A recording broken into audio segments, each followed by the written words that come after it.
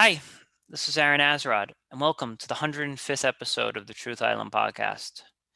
Taking a small break from our Roman Empire series, I'm once again joined by Brett, who is going to help me discuss the importance of countries having robust constitutions and how the events of January 6th are both similar and different to past historical events. A few things to consider are when the founding fathers devised the Constitution, one of the explicit reasons was to create a robust document that would prevent the rise of a totalitarian leader from hijacking the nation. With George Washington explaining that one of the reasons he chose to attend the Constitutional Convention was to prevent, quote, some aspiring demagogue who will not consult the interests of the country so much as his own ambitious views. For example, the idea of having three branches of government, or checks and balances, originated with the French philosopher and judge Baron de Montesquieu. Interestingly enough, Montesquieu himself was a student of the Roman Empire and believed that nothing happens by chance, and wrote, if the chance of one battle, that is, a particular cause, has brought a state to ruin, some general cause made it necessary for that state to perish from a single battle. In other words, we tend to look at simply the actors involved rather than the general trend of humanity when we try and explain events. Additionally, Montesquieu writes that if it wasn't Caesar and Pompey that had risen up to usurp the Republic, someone else would have come along and done so. The founders were extremely methodical in the way they drafted our Constitution, basing their decisions not on the talking points of the day, but rather long-studied historical trends dating back to the ancient Greeks. While some of us see the events of January 6th as being the failure of the Constitution, the fact that Congress was able to reconvene in less than 5 hours and immediately recommence with the counting of the electoral votes is a testament to that document. A smooth transition of power will occur on January 20th. However, to understand why exactly that is, Brett and I will be discussing what precisely makes America different than other nations before it. Brett, for the majority of our series together, we've been looking at a lot of the parallels between Rome and the United States. However, I feel in light of recent events, perhaps it might be a good idea to discuss some of the ways that we are different. Absolutely. Sure. That sounds good. So I think that one of the things that we have to always consider, and like I said, when I started the Roman series Empire with the Roman Empire series with you, I did see a lot of striking parallels, and I think that my fears have actually come true in some regard on January 6th, right? Like I, we are moving away from civility, but I do want to also say, on the other hand, though, we do have the benefit of 2021, I suppose, hindsight. We know what has happened in the past, and thus I think we're kind of in a different state than we were that the ancient Romans found themselves in. Absolutely, Aaron. Our founding fathers, when they were conceiving of the governmental structure that would eventually become the United States, they based a lot of the mechanisms and tools for governing on not Greek democracy, but Roman democracy. The Roman leader Cincinnatus is the origin of our own city, Cincinnati. Many Federalist papers and anti-Federalist papers were written under pseudonyms with Roman emperor names like Agrippa and Caesar. It's woven pretty deeply into the fabric of our country, and so because of that, obviously they took what they could, but also presumably they changed what they had to for what at the time would have been modern issues. Absolutely. And I think it's important to understand that maybe in America today we've forgotten about what happened during the Roman Empire, but our founding fathers were well aware of Rome. The book that you refer to by Gibbons, what year was that written in? It was written in 1776. I believe the only interesting thing that happened that year, if my memory serves correctly. Exactly. So I think it's important to know that the founding fathers, some of them were versed in Greek. Many of them were versed in Latin. So they were able to actually not only read about what happened in Rome, but actually read it in the original language in which it happened in. And I think that they were well aware of all of the pitfalls. They were well aware because, as we've discussed previously on this program, Caesar was a demagogue. He absolutely was. He knew how to rile people's passions. And I think that the Enlightenment thinkers, and I think that the founding fathers were well aware of these techniques, and they kind of were well aware that the average person may not be as studious in like understanding may not be as studious in understanding historical trends, but they did. And that's kind of why they gave us our Constitution. And I think in many respects, our Constitution differs from that of Rome, let's say, is because of all of these multiple checks that you have. A lot of people complain that American democracy is too slow, it's too lethargic, it takes forever to get things done. But these are safeguards, like a lot of people who complain, like, I just want things to run quickly. Well, these safeguards that we have in a democracy, as annoying as they are at times, they're also there to protect us. Something interesting to consider is that even though the United States as a whole is one of the youngest countries in the world, or let's say one of the youngest developed countries in the world, Mhm. it's a young country compared to what people normally compare it to in Europe and Asia. So even though it's one of the younger countries, it's actually one of the oldest still functioning democracies in the world. A lot of other countries have come along since then, like England and Spain and Portugal, and I could go on and on and on, to be democracies. But don't forget, America was first. We're the first modern democracy. So a lot of things that are in our constitution have been revised in other people's constitutions by now. Yes, absolutely. I think that is very true. And I think that our Constitution, is like, we do have the amendment process, but it's a very difficult process. It's not something that happens very easily.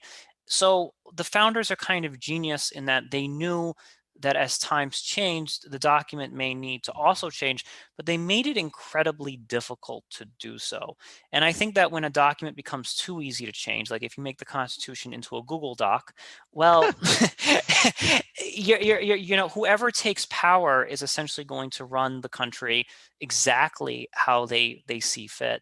And I think in the case of let's say Donald Trump, it's he came to power, but I think, and this is said of every president. Every president feels they can do anything until they become president and realize they can't.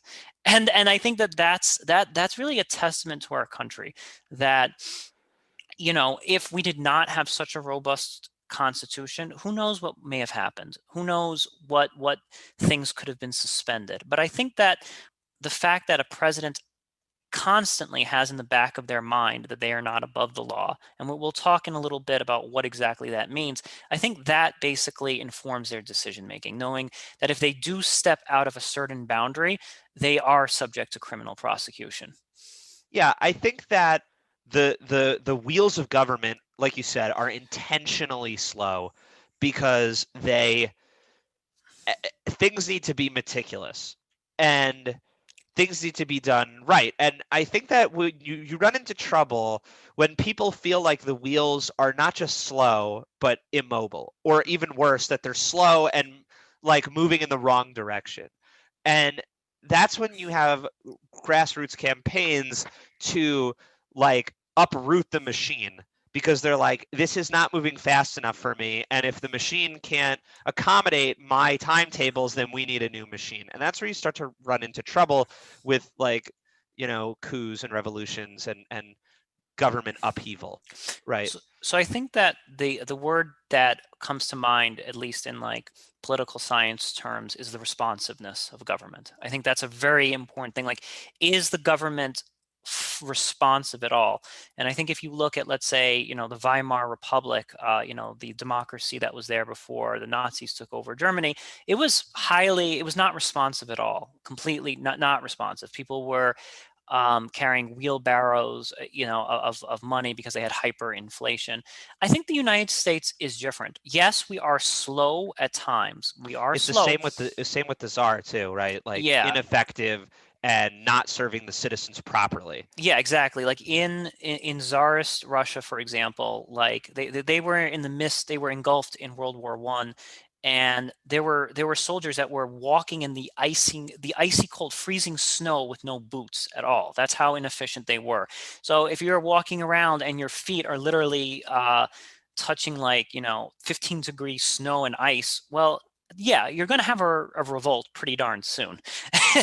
And I think that, the United States has been slow with stimulus checks. We have been slow with unemployment, but ultimately, we have a lot of debate, but the stimuluses did get passed. Ultimately, we did act, things did occur. It's not at a level of no response, maybe delayed response, maybe it's not a response that is on par with other Western developed nations. And those are really fair criticisms to make, but we're not at the level where there's no response at all. So I think that the system is working. It just needs to be better oiled. Yeah, make no mistake. There are millions of people who are unemployed and suffering and because of government inaction and government apathy. However, the US median income is still fairly high for a developed nation. It's still around, I think last time I checked, $60,000 a year. The unemployment rate That's probably household income. yes, household, you're right. I apologize. Household income. Thank you. I believe the unemployment rate is still hovering around 10 to 15%. These are not numbers that incite revolutions. Russia's poverty rate before the November Revolution was like over 70%, Hmm. to give you some perspective. Now that's high, and I think that, as I said in my last episode, one of the most dangerous things that any democracy faces is, and you can almost see this to a T, is your number of young unemployed men. If you look at all revolutions, you have very large numbers of young unemployed men. And make no mistake, I've read the literature on this. America has an increasing number of young unemployed men. I read a book called Men Without Work just very recently, written by Harvard professors. That number is increasing. However, I don't think it's at the level that would cause like an insurrection or something really drastic. It's something that we need to be mindful of. It's something that we need to be aware of. And I think that how we respond to these challenges in the coming years is really going to be indicative of if what we have is working or if it's not working. Yeah, yeah, absolutely. People who are content don't don't rebel. I mean, I guess they do, because the people who walked on the US Capitol are like middle class white people who are not necessarily like starving in the streets. It's more of like a kind of like a political thing. They're not the reason I bring up ethnicity is because I just want to make it like, they're not starving. They're not persecuted in this country. Like you'd have a hard time making an argument that the group that these people fall into don't have, if not advantages, then just a level playing field, right? Well, So, there's two types of poverty that we always want to think about, and one is absolute poverty, which none of those protesters, rioters were in. None of them are in absolute poverty, where if they didn't storm the Capitol, like they were going to starve starve to to death death. the next day, right? Right. Yeah. I think though that schism perhaps speaks to some degree of relative poverty. Yeah, they have smartphones. Yeah, they have their TikTok accounts and whatnot, and all the amenities that we enjoy in the modern age. There is no hard data on this yet, but the FBI has been tracking where a lot of these people came from, and a lot of them do come from deindustrialized pockets of the South. So I think that relative poverty can sometimes be the cause of some civil unrest. It's Of not, course. yeah, so like you can have a lot of civil unrest, and I think that how we address these things is really going to determine the future, because we're looking at the trends. And again, if you take a stance of complete unresponsiveness, and I have to say, I kind of don't like I've been listening, I gave it a few days now, and I'm not really liking some of the stuff that I'm hearing in the media right now, because the media is just saying these people are dumb, they're stupid, they're moron. Like I keep hearing the same talking points, that they're idiots, they're into all of this stuff on Parler and conspiracy theories. And okay, fine, we can hold our nose up, but are we really, is that the responsive attitude that we need to kind of prevent something like this from happening again? And that's kind of where I think the wheels of democracy need to be better oiled, is how exactly are we responding to this contingent of people that seems to be very lost right now. Yeah, I would agree. I would. So I think it's always interesting when we lump the media in with the government, and we're like the government, like we're like democracy needs to do a better job with this, but it's not. This is not democracy. This is capitalism, Hmm. right? Which is not a form of government. It's an economic thing. And yeah, the media is a private entity. It's the fourth estate. They do the reason they do things is not for the betterment of people. It's for the betterment of shareholders. I would say that, though, the politicians themselves are not really speaking the language of like, what are we going to do? So I think that like the media reports what a lot of these politicians are saying. I'm not really hearing, I'm hearing a lot of denouncing, and I'm hearing a lot of denunciations of this. I'm not really hearing a lot of solutions from, and one of the things that I alluded to in my very last podcast is revamping the educational system. If we had an educational system that encouraged high levels of critical thought and was well disciplined, well, none of these people would have been taken in by conspiracy theories written on Parler at a third grade reading level. Like they just would not, they would not have been taken in. So yes, like the media is the fourth estate, it's its own thing, but the media is responsive to the messages, right? They're feeding off the messages of our politicians, and I think that those politicians do have within their power to change the narrative of like, let's reconcile, let's come together, and let's start addressing deindustrialization, let's start addressing poor education that's causing a lot of these things to happen. Yeah, in your episode about exceptionalism versus mediocrity, right? You talked a lot about the education system in America and how you think that it's failed the people it's supposed to be serving, right? It's not accomplishing its goals, and I would agree that in many places it's not doing its job. I would wonder if maybe part of the reason for that is the deregulation of schools. And as you hand over rights to the states and let them do what they want, they move away from education. I don't know why, but it just seems to be that way, right? Like some states care more than others, Hmm. right? I think that I've worked in both charter schools and public schools in my 10 years of teaching. And what I think it is really the word that comes to mind is really just neglect. I think that there's been a lowering of standards, because what happens is that a bunch of kids fail, and the answer is not to kind of like put more resources or have more discipline or push them harder or actually even put more accountability onto the parents. The answer is simply to make the standards weaker and water them down. I've Yeah, talked that's the No Child Left Behind thing that was instituted under Bush. it attempted to, but any math teacher will tell you that the algebra regions has become weaker and weaker and weaker. The exam has 30, not to go too much into this, but like the exam has 34 questions. You only need to pass 13 random multiple choice questions to pass that thing. uh, and That's pretty good. probability, that's a 35% pass. You have to have content mastery over 35% of multiple choice questions. Probability is smiling upon you. The point I'm trying to make here, though, is that we have been in a state of neglect when it comes to our education.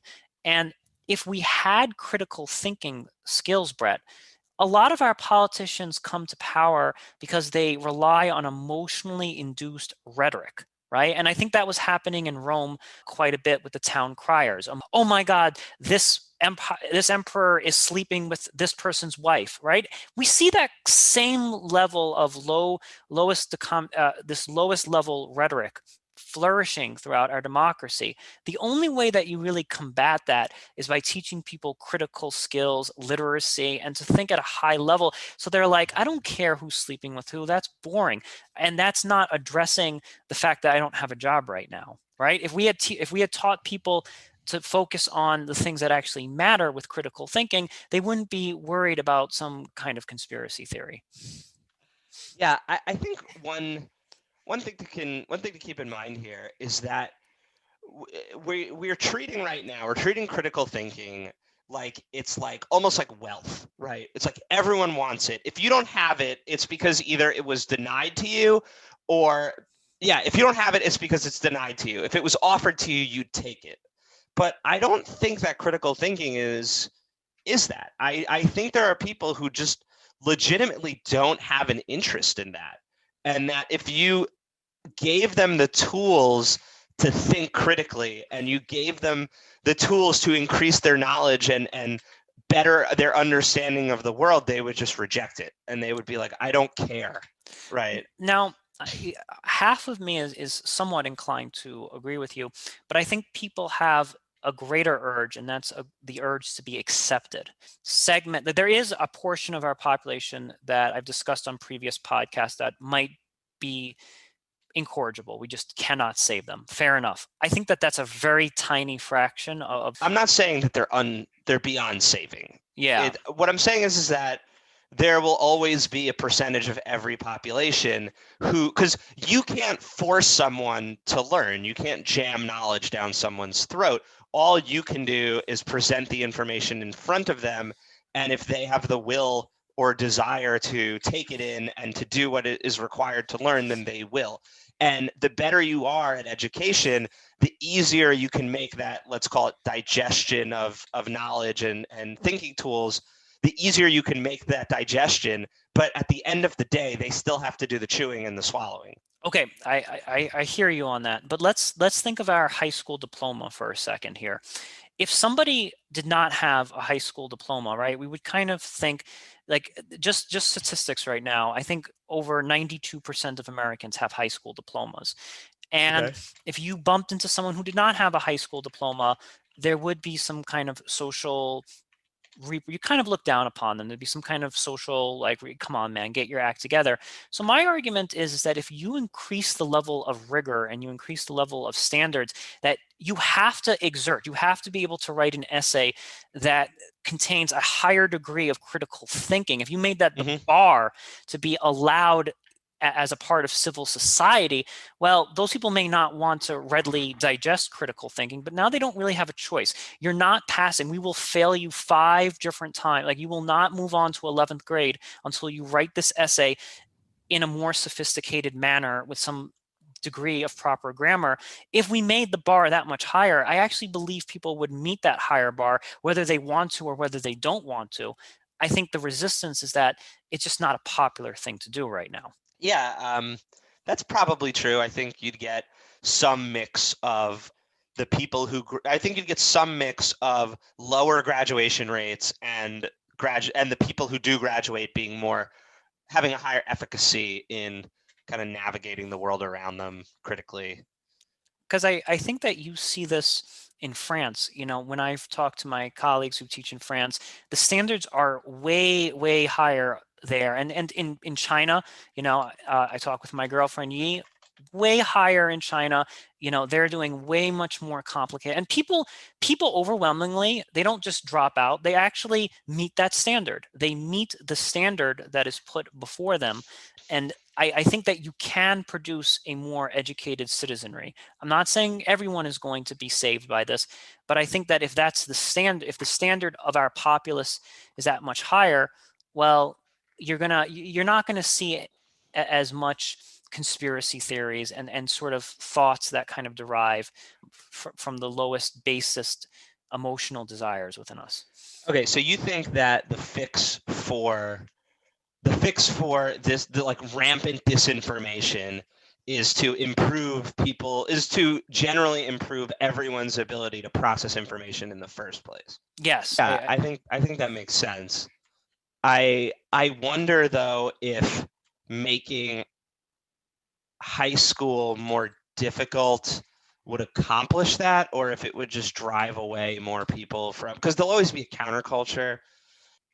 I think that you're probably right, but I also think that we as New Yorkers we have a very good school system, very good public schools in New York. And it's easy for us to be like, just make it harder. We can handle it. But like, the fact is, if it's federally regulated, then if you bring everyone up to our speed, you're going to lose a lot of people in states that maybe don't have as rigorous schooling as we do right now. And if you deregulate it and you're like, let the states do it so New York can pull ahead on its own, then those other states are going to just, they're going to totally check out.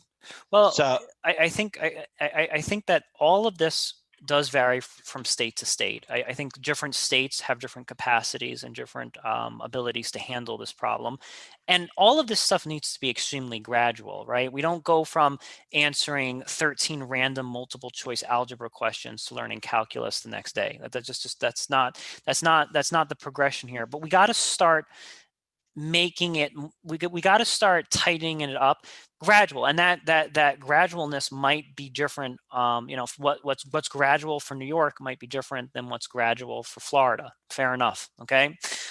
What I do think is the biggest problem with acts like the No Child Left Behind Act and subsequent legislation is they said, okay, here's some higher standards, but then the same old tricks were played where kids that could not read were still passed, they were still smuggled through. And that's kind of where the danger is that we it's not in the higher standards themselves, it's all of the loopholes, it's all of the corruption that allow, and then the gradual weakening of standards that allows this to happen. There might be a period of time where we just have to fail. There might come a point where 50% of students don't pass 11th grade, and then they spend another year in school. We have to actually just be prepared for that. If we really want to fix this problem, we have to be like, no, even if 50% of people do not pass high school, that is becoming the new standard. This is the new standard. It doesn't matter how many people are failing. We are not going to give up until people rise to the occasion. And I think they will. When they know that passing high school is what separates them from getting a job and having some form of middle-class livelihood, they'll get smarter. They will follow that carrot, and they will start writing better essays. They will start critically thinking and using their noggin. I think we were here. We were at this level once before. I think other countries are at this level. It's totally possible. It's 100% possible. it's funny that you bring that up. The United States has one of the things that makes the United States unique and, let's say, effective on the world stage is its like total unflinching devotion to just like pumping out mediocre, or not even mediocre, let's just say like they favor graduation over, we favor graduation over, like you said, like actually learning and whatever. And it's in the past, it's been useful. There's a phrase that I really like, which is quantity has a quality all its own.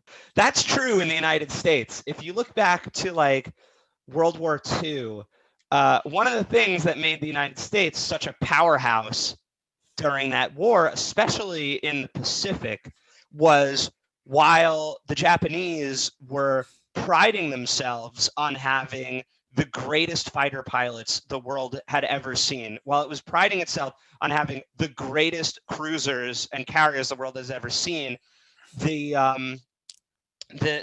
trainers, the professors, I don't think they're called professors, flight instructors, the flight instructors of the Kido Butai, which would be like the Japanese like main carrier fleet, would pride themselves on how few pilots they produced every year.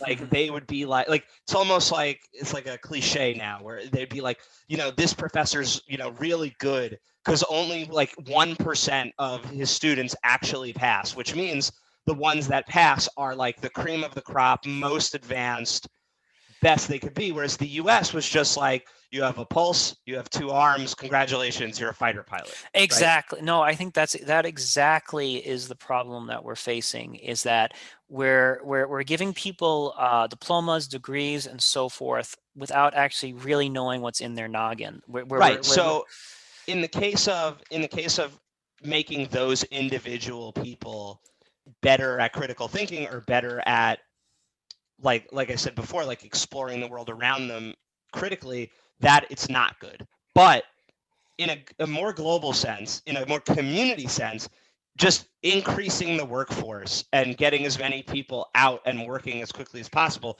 is better. And what we found in World War II was it made us deadly effective in warfare because, yes, the one Japanese pilot is worth, 3 American pilots, Mhm. but we outnumbered them 10-1, right? So, like I said, quantity is quality all its own, Aaron.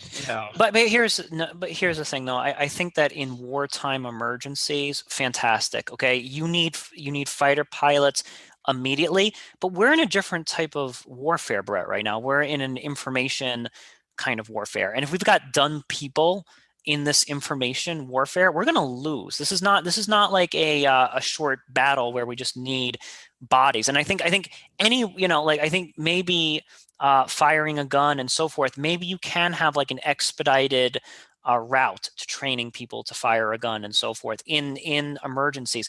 But the warfare that we're fighting right now is one of intelligence. This is what we were involved in, intellectual warfare. And in order to engage in intellectual warfare, you need intellectual soldiers. You need people that are in our workforce that are highly competent, sophisticated, and intelligent. And if we're not producing that, it's only a matter of time before another nation that is producing citizens such as that takes over. It's really there's a great book that was written I think 1982 or 1984 called A Nation at Risk, that actually said the weakening and softening of the American mind and of American standards is actually a global security risk. It's a security risk to our nation.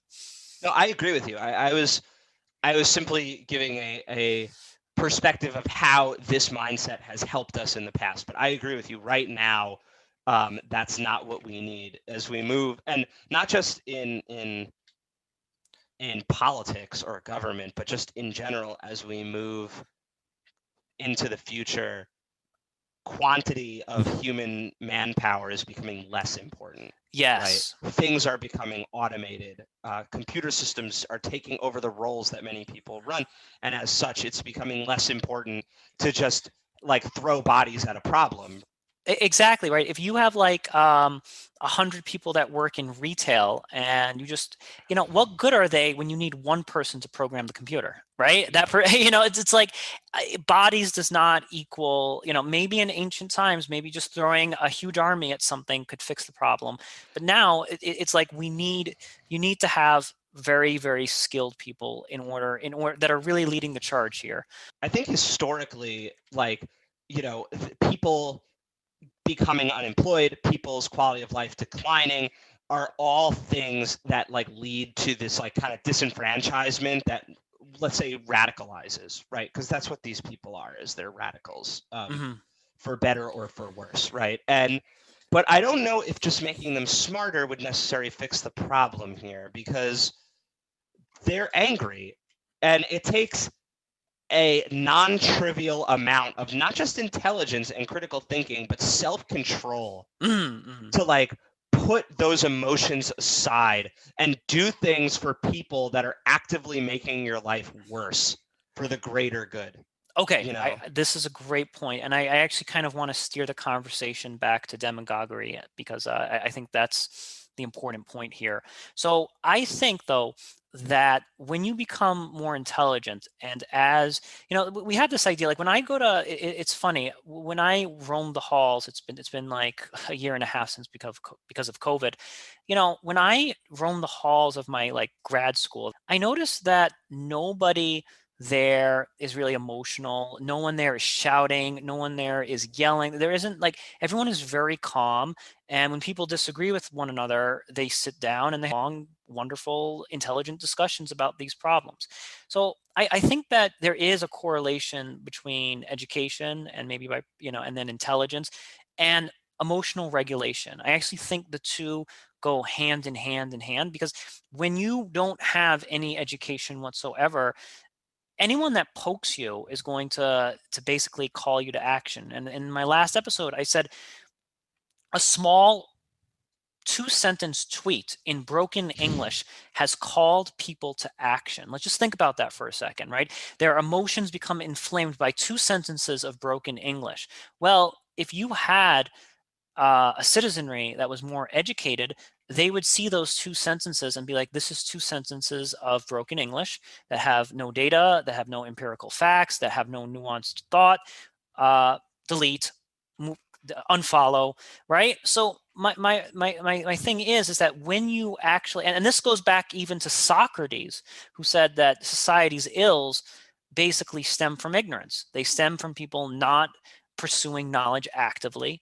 And I think Socrates is right here. If people just, I'm not saying we're ever going to be perfect. I'm not saying that like a grad school student is the embodiment of perfection. No, no, no, no. I'm not saying that that is the case. But what I am saying is that that is in the closer to the direction of perfection, where it's like my constant pursuit of knowledge causes me to regulate my emotions because my emotions are getting in the way of pursuing knowledge. I think that what you're saying is true. I think that the like people who are pursuing information are generally less susceptible to this kind of I don't want to say brainwashing because they're not brainwashed, but being led astray, I guess. But I wonder, like you said, that it's never going to be perfect. Are we at a point of diminishing returns where people? Because the truth is that I have friends who are college educated, Aaron, who are smart on pretty much everything except for this, right? Mm-hmm. I have friends who are literal judges who believe that the election was a fraud. Okay, You know? that first off, you've just really scared me. Yeah. You have that is Welcome to my nightmare. So yeah, that is highly frightening to know that someone went through 4 years of law college, school. 3 years of law school, worked for considerable amounts of years as an attorney, and then became a judge and believes that that is the case. Here's the interesting thing about the brain is that when you stop using it, it gets weaker. It actually is not static. IQ is not something that is necessarily static throughout your duration. So you might actually be smarter during law school, but then if your job becomes easier, you start losing brain cells and you start losing. I'm not saying you're going to become a complete dullard. Okay, you don't forget everything, but what Let's just say happens? you get less sharp. Yeah, You still you get less sharp, man. And it's like it's the same thing. It's like, let's say you're 23 years old and you work out 7 days a week, you're going to be in great shape. But if you're 42 and you've stopped and you haven't been to the gym in 15 years, you're going to become overweight and you're eating candy all day. So I think it might be the same thing with your judge friend over there, is that maybe if I met him when he was in law school, boy, oh boy, was he LSAT sharp, and then maybe somewhere along the line, and that's like kind of the importance of having rigor. Even as you're getting older, there needs to be some kind of rigorous mental exercises that we're doing so that you constantly remain sharp at all points. I think doctors have this because doctors actually have to recertify their credentials. I don't know how many, is it 5 years? I forgot offhand, but they basically have to take they're retested every 5 or 10 years. I don't remember how much. So this way you don't have a 85-year-old doctor who has forgotten everything or hasn't kept up to date with their medical knowledge. I think there's a certain amount of professional hours that they need to perform in order to make sure that they're still competent.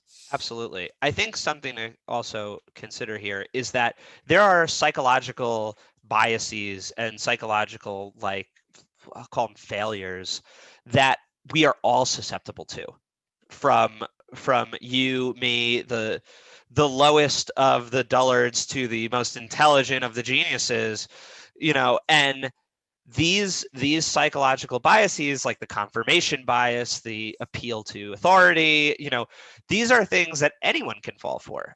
And it doesn't matter how smart you are. And the people who are trying to manipulate us, whoever they may be, I'm not speaking about a specific kind of like, shadow organization, but I'm just saying anyone in anyone's life who's trying to make you act against your own interests via, social coercion, they know this, right? And they will employ these tools. They will.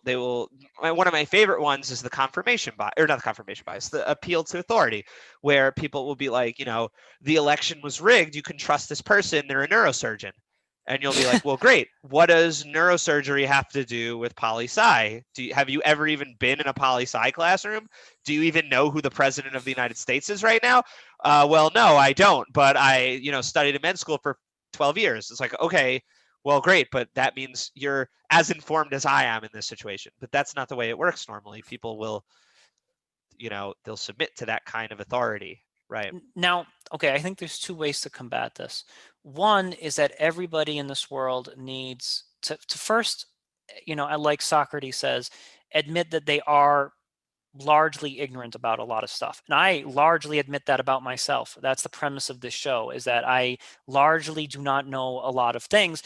And when someone, when someone with authority speaks about something, I kind of shut up and listen. Like, I trust that you know a lot more about Rome than I do. And that's kind of why I'm quiet. I'm like, hey, it looks like we have someone who knows a lot more. Let me kind of just quietly ask some questions and so forth. That's kind of a humility thing that everybody needs to adapt, is that fundamental humility that this person's more qualified to speak about science. This person's more qualified to speak about political events. This person's more qualified to speak about history. So that's fundamental humility. And two, I think that if we raise the bar for critical thinking ever so much higher, people will actually be able, again, it's two things. You're controlling the ego, but you're also you're teaching the ability to be self-aware enough to be like, oh, wait a minute. It looks like I'm committing this fallacy. Oh, I'm committing this logical fallacy. Let me kind of revise my thoughts, or let me take a step back. And I think if you raise the bar of critical thinking, we can get there, my friend. It's real. It's a long, it's a hard, long road, but I think this is what it takes to save a democracy. I would agree with you. I would definitely agree. I think that I wouldn't call it knowledge and I wouldn't call it learning. The word that I like is perspective. Yeah. Perspective is what grants people the ability to see through the fog and be like, something's wrong here, right? And perspective can come from a lot of places. Even the people who aren't cut out for a life of like rigorous learning, people who aren't, don't want to be a Rhodes Scholar, you could still get perspective in other ways, which is really to just like expand your horizons. I think that a lot of these problems come from people just like either being willfully ignorant or afraid to just peer across the curtain and be like, what's going on the other side? These people who I disagree with, or these people who are doing things that go against my interests, what are they talking about? What are they up to? Yes. And I think again, I think that the root of that problem also is that those people need to accept that they have a lot to learn, that they have not reached, like, I think the people who go into Parler and subscribe to these conspiracy theories, they think that they have already reached, it's the Dunning-Kruger effect, where they think that they are, definitely. yeah, they think that they have mastered the universe, right? They think that they're Yep. masters of the universe and they know everything, but a basic level of reverence and a basic level of humility would basically allow them to realize that that's not the case. That, hey, I spent, a few semesters at a community college. Let me kind of just shut up and listen to the person with a doctorate in this subject area and just listen and learn from them.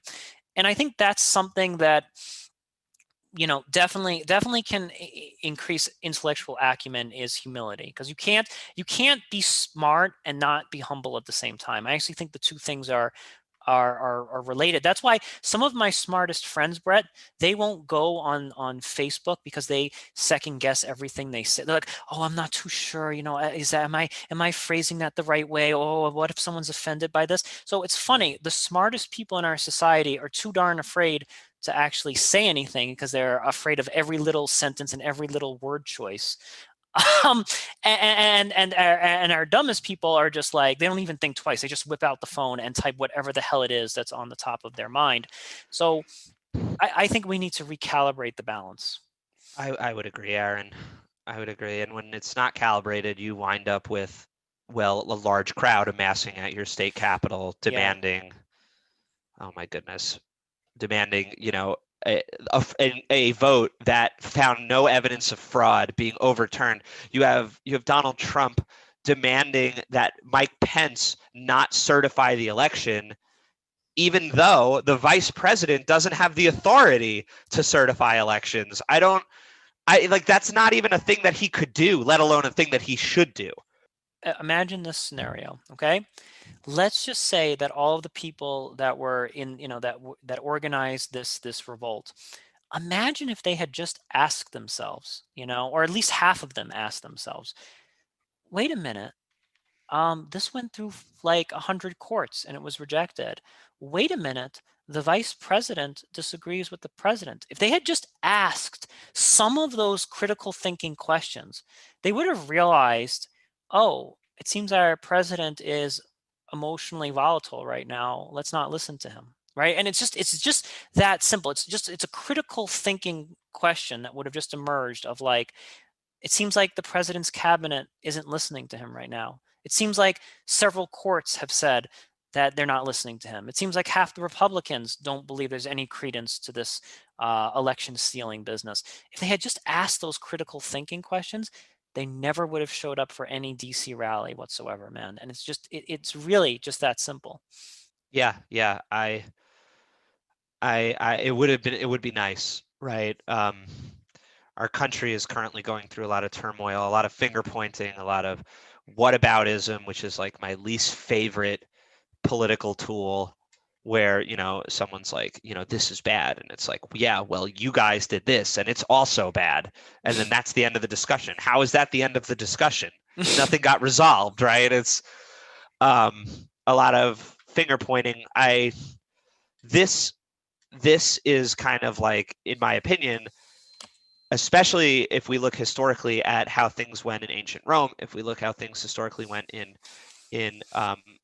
early modernity Russia, early modernity Italy, this is how like democracy dies. Like, not to to quote Star Wars, democracy.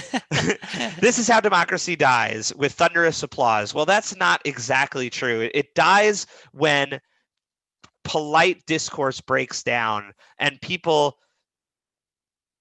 kind of notice, like, okay, I don't want to talk with you anymore. I don't want to hear what you have to say. I have heard enough of your side. I'm going to do whatever it takes to get my perspective out. Yes, I love the way you just summed that up.